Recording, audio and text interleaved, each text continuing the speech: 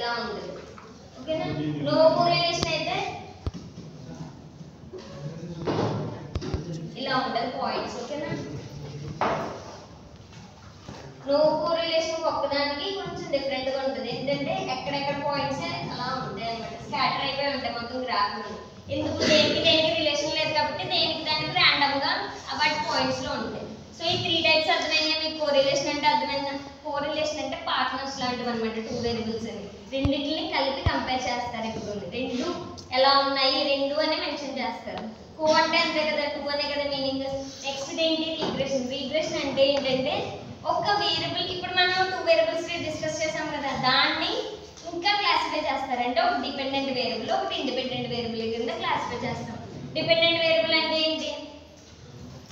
దేని మీద అయినా డిపెండ్ అయితే దాన్ని డిపెండెంట్ వేరియబుల్ అంటారు. ఇప్పుడు ఇక్కడ దేని మీద డిపెండ్ అవుతుంది? ఇప్పుడు ఎక్స్ ఏ బి ఉంది, 2 వేరియబుల్స్ ఉన్నాయి. ఏ అనేది డిపెండెంట్ వేరియబుల్ అవుతుంది. దేని మీద డిపెండ్ అవుతుంది? అది బి మీద డిపెండ్ అవుతుంది. బి అప్పుడు ఏమవుతుంది? ఇండిపెండెంట్ వేరియబుల్ అవుతుంది. ఓకేనా? జస్ట్ ఈ 2 వేరియబుల్స్ ఎలా రిలేట్ అయ్యి ఉన్నాయి అన్నదాన్ని మొత్తం మనం రిగ్రెషన్ లో తెలుసుకుంటాం. సో యూనిట్ 2 మొత్తం ఏంటంటే ఫస్ట్ పార్ట్ కోరిలేషన్ మీద ఉంటుంది. కోరిలేషన్ ఉందా, అసలు ఎలా ఉంది, ఎంత పాయింట్స్ లో ఉంది, పీక్ లో అంటే స్ట్రెంగ్త్ ఎంత ఉంది అన్నదాన్ని ఫస్ట్ పార్ట్ లో మనం తెలుసుకుంటాం. సెకండ్ పార్ట్ వచ్చేసి రిగ్రెషన్, అది స్ట్రైట్ లైన్ లో ఉందా లేకపోతే కర్వ్డ్ లో ఉందా. జస్ట్ ఆ 2 పార్ట్స్ అక్కడ ఉన్నాయి చూసారు, సిలబస్ రాసిన వాళ్ళకి తెలుస్తుంది. ఫస్ట్ పార్ట్ వచ్చేసి లీనియర్ రిగ్రెషన్, సెకండ్ పార్ట్ వచ్చేసి లీనియర్ రిగ్రెషన్, థర్డ్ పార్ట్ వచ్చేసి కర్వ్డ్ లీనియర్ రిగ్రెషన్. అర్థమైందా? సెకండ్ పార్ట్ మొత్తం స్ట్రైట్ లైన్ గురించి మనం ఫైండ్ అవుట్ చేస్తాం. థర్డ్ పార్ట్ మొత్తం కర్వ్డ్ అయితే దాన్ని మనం ఎలా ఫైండ్ అవుట్ చేయాలో ఫైండ్ అవుట్ చేస్తాం. చాలా ఈజీగా ఉంటుంది. ఎగ్జాంపుల్ ఇక్కడ చూడండి.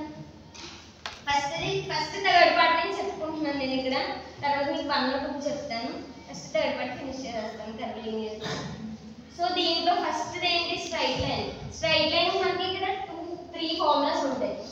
ఇది ఏంటంటే ఒకవేళ స్ట్రైట్ లైన్ అయితే దాన్ని మనం ఎలా ఫైండ్ అవుట్ చేయాలి, ఆ స్ట్రైట్ లైన్ మెయిన్ ఫార్ములా ఇది.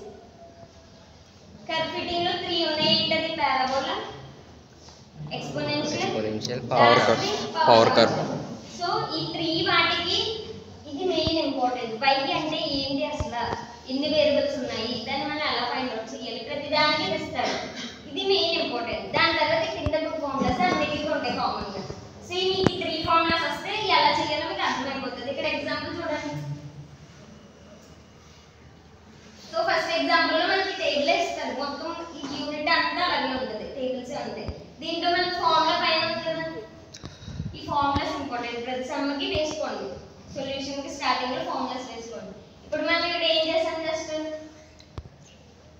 టేబుల్ గివెన్ డేటా ఇచ్చుకొని ఫార్ములాస్ వేసుకున్నాం నార్మల్ గా. ఇప్పుడు మనకి టేబుల్ ఈ గివెన్ డేటాలో ఫార్ములాస్ లో మనకి ఏమేమి వాల్యూస్ కావాలి, ఏమేమి